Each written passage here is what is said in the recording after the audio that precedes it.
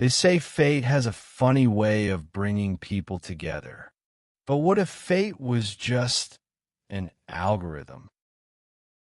Jane Rodriguez, 26, 3 jobs, from a small town in Spain to the big city. Student loans that could buy a small house. Dreams bigger than her bank account. And an accent she never quite lost. Jane, oh my God, I'm so sorry. I wasn't looking where I... And then there's Ethan Cross, 32, billionaire tech mogul.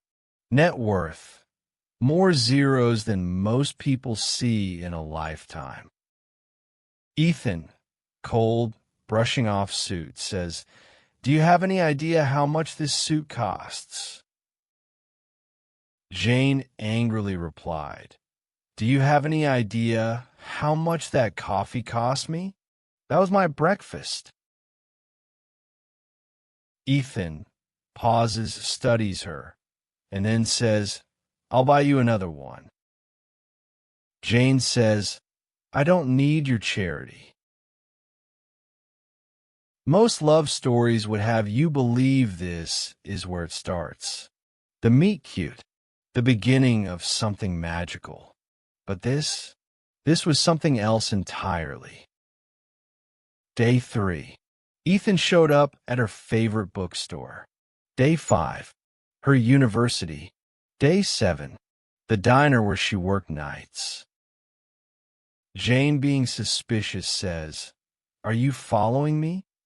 Ethan, with a charming smile, says, "Following? I live in this city too. Coincidence." Jane, 3 coincidences in 1 week. That's not probability. That's stalking. Ethan replies, "Or fate." Jane says, "I don't believe in fate. I believe in patterns. And you're a pattern I don't like." Ethan leans in, "What if I told you I could change your life?" Jane, "What if I told you I like my life just fine?" But here's the thing about being poor in a rich world: desperation has a price tag. And Ethan knew exactly what hers was. Jane's mother, back in Spain, had stage 3 cancer. The treatment cost? $300,000. Her current savings? $42.16. And the guilt of being an ocean away from her mama? Priceless. "Ethan, I'll pay for everything. Your mother's treatment, your student loans, a salary of $200,000 a year." Jane, suspicious. "In exchange for what? I'm not that kind of." "Ethan, be my girlfriend. For 1 year. Public appearances. Social events. Convince the world we're in love." Jane, "Why would a billionaire need a fake girlfriend?" Ethan says calmly, "Let's just say my investors prefer their CEOs to be stable, committed, not on the cover of tabloids every week with a different woman." It was manipulation. It was wrong. But when your mother's life hangs in the balance, morality becomes a luxury you can't afford. After long pause, Jane says, 1 year. That's it. And I want it in writing. And so began the greatest performance of Jane Rodriguez's life. The poor Spanish girl playing Cinderella. But every fairy tale has a villain. She just didn't know she was looking at him. 3 months in, Jane had become someone she didn't recognize. Designer clothes, perfect smile, the ideal billionaire's girlfriend. Even her accent seemed to fade in the spotlight. "Jane, to mirror, who even are you anymore?" But something was changing. The lines were blurring. Month 4. That's when Jane found the folder, and everything she thought she knew shattered. The folder was labeled Project Rodriguez. Inside, surveillance photos, background checks, psychological profiles, dating back 6 months before they accidentally met. Jane, confronting Ethan, accent stronger in anger. You planned it. All of it. The coffee shop. The coincidences. You knew about my mother before you even met me. Ethan says calmly yes. Jane asks why. Ethan, because I needed someone real. Someone who couldn't be bought except by the one thing that matters more than pride. Family. You were perfect. Jane. Perfect? I was a target. A project. Ethan. You were a solution. I studied 37 candidates. You were the only one who fit every criterion. But here's what Jane didn't know yet. This wasn't a twist. This was just the beginning. 3 days later, Jane made a choice, but not the one you'd expect. Jane hired a private investigator. If Ethan could stalk her, she could dig into him. What she found changed everything. Jane asks, but wait, because here's the real twist. The one nobody saw coming. Not even Jane. Jane's mother says in a low tune, Jane, I need to tell you something about Ethan.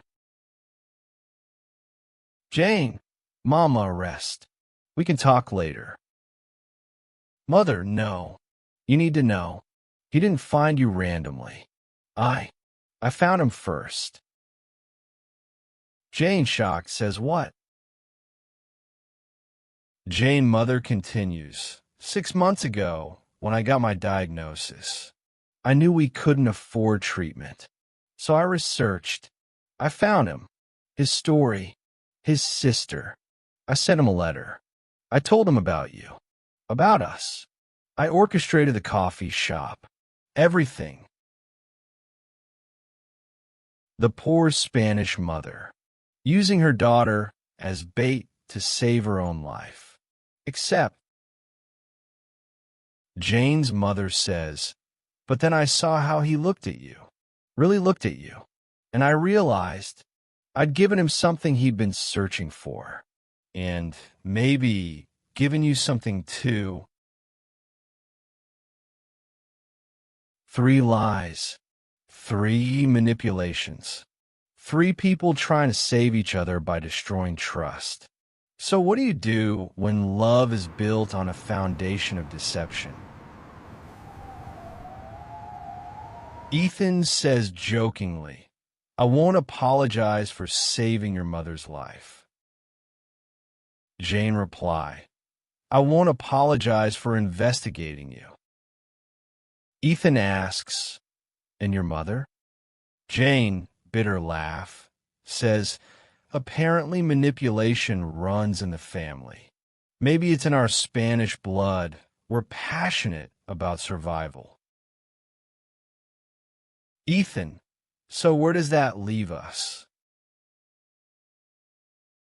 Jane reply after a long pause is saying, I don't know.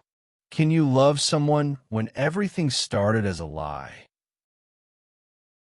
Ethan asks, saying, can you hate someone who gave you back your mother? The contract had 3 months left. 3 months to decide if manufactured fate could become real love. But here's the thing about stories.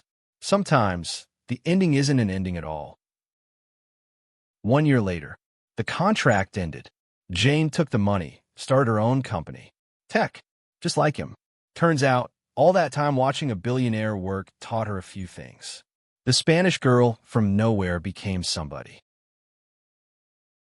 Jane says while approaching Ethan, fancy meeting you here. Ethan says with a nervous smile, coincidence. Jane, or fate? She sat down. He bought her coffee. And this time? Jane asks, so, what if I told you I could change your life?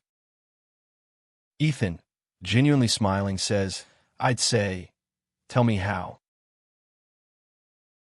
This time it was real, messy, complicated, built on broken trust and brutal honesty, but real.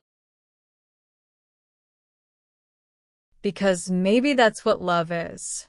Not the fairy tale, not the meet-cute, not the perfect Instagram story, but two broken people who manipulated, investigated, and fought their way to something honest, something earned, something that started as a transaction and became priceless. After all, the best love stories aren't about perfect people. They're about real ones.